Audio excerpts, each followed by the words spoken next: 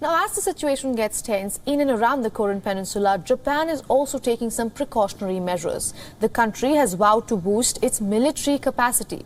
The statement comes as Tokyo holds a naval parade. A security plan is also on the works. It might call for doubling the nation's defense spending within 5 years.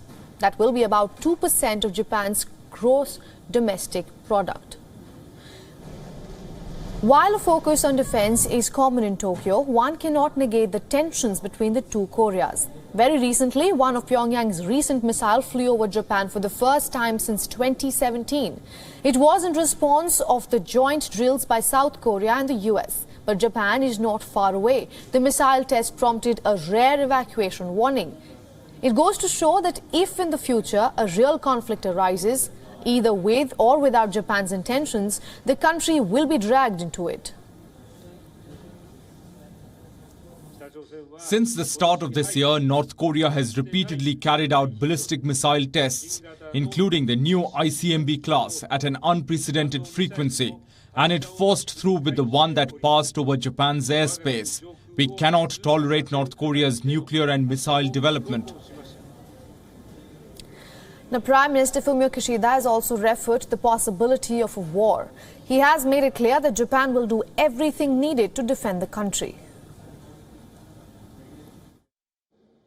We must prepare ourselves for an era when actors emerge to disobey rules and use force or threats to destroy the peace and safety of other nations.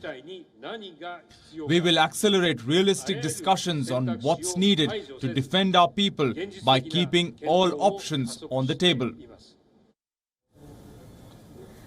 Now, the Japanese Prime Minister also took a jab at China. After all, tensions are also brewing between Beijing and Taipei.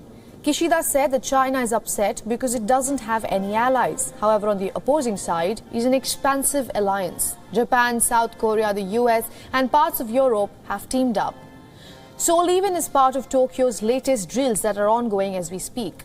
But not all is well in the Grand Alliance. Ties between the neighbors were dented after a spat over compensation for wartime laborers. In the mid-90s, many Korean women were forced to work in Japanese military brothels. Then in 2018, Japan refused to join South Korea's fleet review. Seoul had asked Tokyo not to fly its Rising Sun ensign.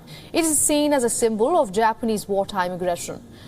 The demand was declined, and the following year saw more spats like these. Just recently, both countries have drawn closer due to North Korea's aggression.